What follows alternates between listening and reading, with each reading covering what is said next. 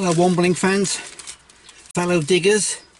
I was driving over to my coastal permission from home, a couple hours drive. I can't get here very often during the winter. This is my first time back here since October, and it's now 11th of March. And the carrot field is partially dug up. That means I can go around where they've lifted the crop. The rest is covered with straw to protect them from the severe weather we've been having. But on the way here, I decided to stop at Asda at Monk's Cross in York and do a bit of wombling. I didn't do much, and thank you to everybody as well. A video that I've had for nearly 3 years suddenly went mad, and over 100,000 views in the last 10 days and 700 subscribers. Don't understand it, but they all want to see wombling in 360, so I'm going to bring you some wombling in 360. Just waiting for the camera to come back. It should be back when I get home. But whilst I was at Asda, and don't worry, I'm going to get out the car in a minute and do some digging and show you that as well. I found that receipt there. That was for 66 pence.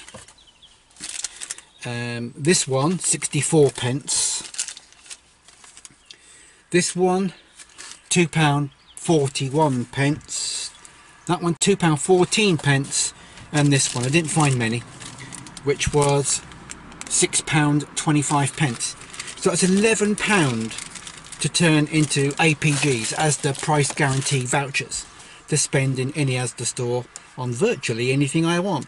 But anyway, I just need to get my coat on, get my boots on. So let's get on. Let's see what we can find.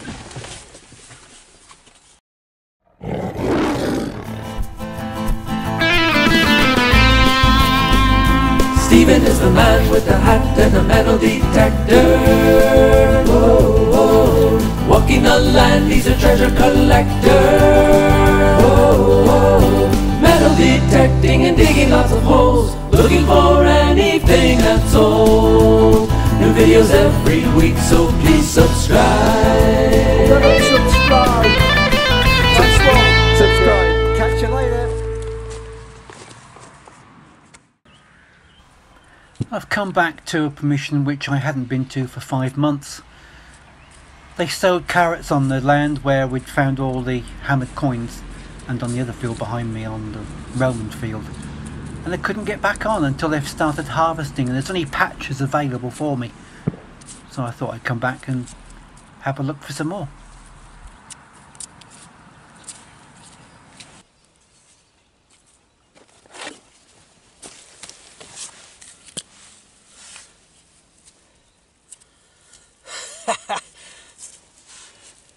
A cow tube. Oi. Oh well, it's a target which I haven't found before. Well, a few minutes and several bullet casings later, that sounds great. That's got to be a copper coin. Please don't be another bullet casing. It just sounds different to me, but we'll find out together. First live dig today.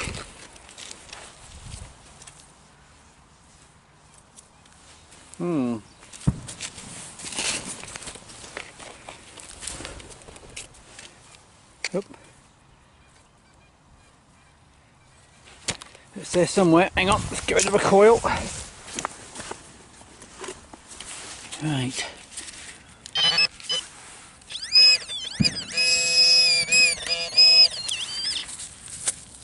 Ooh, what the hell's that? Well, it's copper. It may well be a pot leg. I'll get that cleaned up and I'll show you later. It's big, whatever it is. Definitely copper. Yeah, sure that's a pot leg. Do you need to purchase a metal detector but don't know where to go? Maybe the price and the after-sales service is very important to you. Look no further, because I recommend Leisure Promotions for all your metal detecting equipment and supplies. Leisure Promotions are a frequently imitated but seldom equalled family business who really do care about you and will guarantee to price match any other authorised UK retailer. When you purchase from Leisure Promotions, they pay a referral fee, which is then donated to cancer research when you mention the man with the hat. So call them today and say the man with the hat sent you. I've just found what I think might be a copper ring. It's in good condition, rather than worn and fragile, but it might not be a ring. I'll show you it later.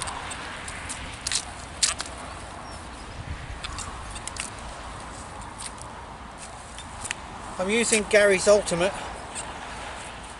but with my twist, set onto full tones rather than his 3 tones.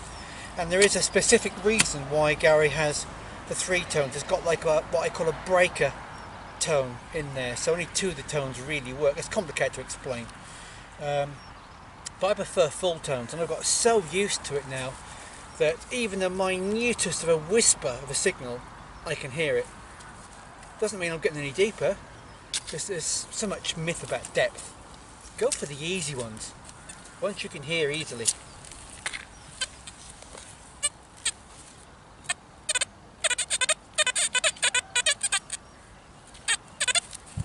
Doesn't sound like much, but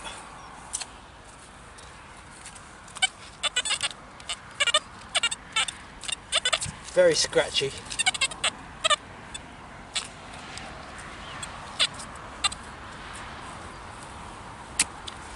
It's out of the ground. I suppose I might as well find it, although I don't expect much.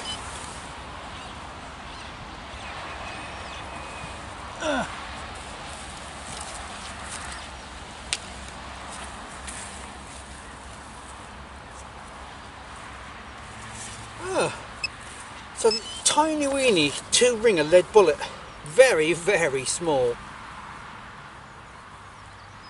That'll do. Right, let's get on.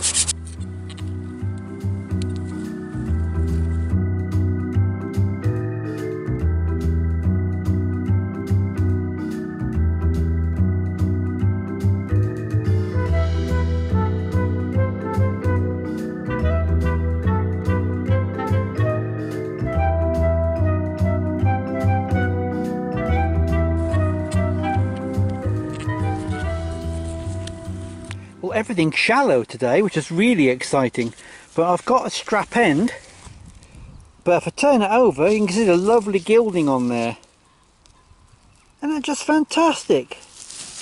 All that gold is lovely and preserved on that side. Decoration, the couple of pins to hold it on the strap.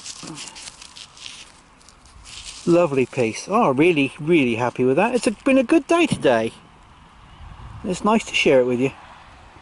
Right, now then, I need your opinion on this one. I think this might be a strap end, but there's no rivet holes. Could be just a piece of bent over copper. What do you think? Yeah, see, that's what it looks like. It's a neat crease along there, but it might have happened just after it had been lost. But my first instinct is that's part of a strap end. I'm just confused that there's no rivet holes on there, but it might have been something else here. Anyway, I'm claiming that as a strap end. What do you think? Leave a comment. Just found that, and at first I thought it was gold. It still might be. Don't know. I'll have to look at that closer later. Anyway, it's a nice find. Well, it stopped raining. Thank heavens for that. It's a bit cooler now, but guess what? I've just got another hammered Edward. I think it's a half groat. Let me show you. Now look at that little one. I think that's a Henry VIII sovereign penny. I'm not sure. And that one, I think that's a Edward half groat. So we're off. Got something to show you. Fantastic. I think between me and my friends that I've brought on here, we've had about a dozen hammers, several brooches, which I haven't found one today, but about a dozen hammers so far. Every time I turn this piece of land over, it always gives rewards. Wow, look at that. Hammered number 3. I have to concede I don't know what that is. I've not identified it. It's very dark, so it could be a low grade silver, but it's definitely a hammered. Well, I never thought that would happen. I've now equalled my record. I've had 3 hammers in one day before, and all from different periods of time as well. This one is obviously much older than the other 2. Well, it was not obvious at all. I think it is because of the quality of the silver and the size of the coin. But I'll get it cleaned up, and I must show you what this looks like when I've done it. Wow, that's great. Hammered number 4? Is that possible? Not standing here, it isn't. Let's get going. Well, look at that. For whatever it is, I have no idea what it is, but I thought it was a little buckle at first, but I don't think it's part of a buckle. Might be part of a harness decoration, maybe. It's copper alloy, very small. Anyway, I found it now. Love it. Oh, look at that, a barn owl hunting. Can you see it? A pair of barn owls. You can just see one on that post.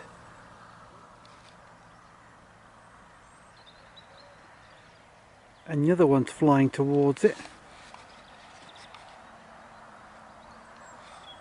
Here's it come.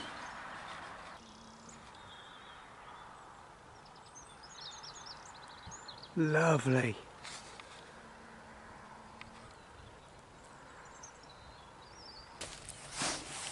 Ah, look at that. It's not very often you find a genuine lead button.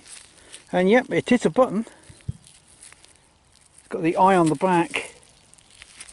Be nice to get that cleaned up. You don't find many lead buttons, do you?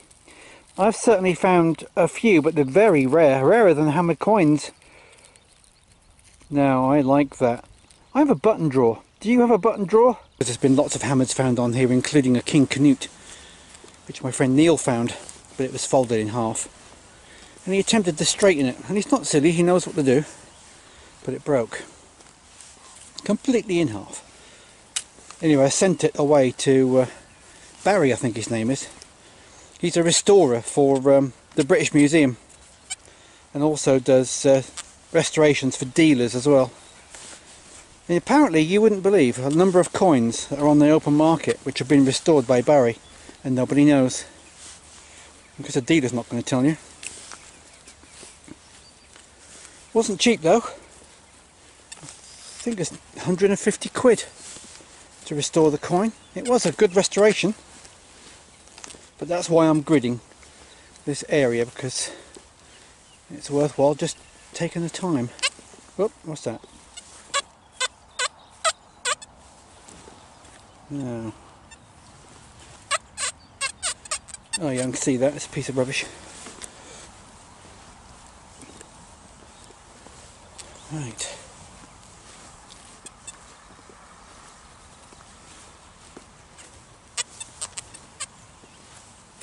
Just a little bit noisy here. Some burps and some farts coming from the coil.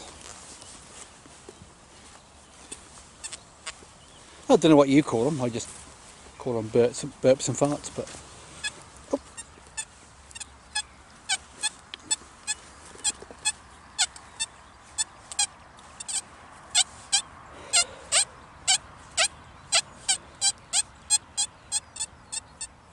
Just in front of the coil.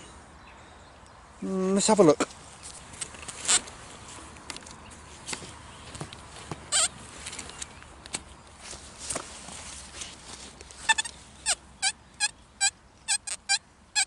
Still in the hole. See if the probe can find it.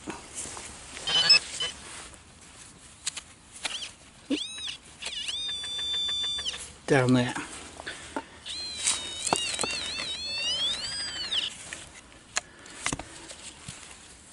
Nope.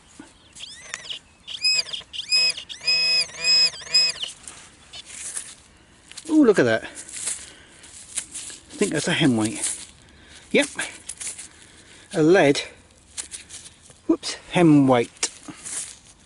Now you can usually tell a hem weight straight away because one, it'll be round. They still make hem weights today, by the way, in various shapes and sizes. They don't have holes in the middle. You usually have an indentation on one side like that, and a hole there and a hole there, which I think are full of mud. And that's to sew them in the bottom of garments. It could be curtains, it could be skirts, it could be any fabric at all, but they are hem weights. Good stuff. Let's carry on.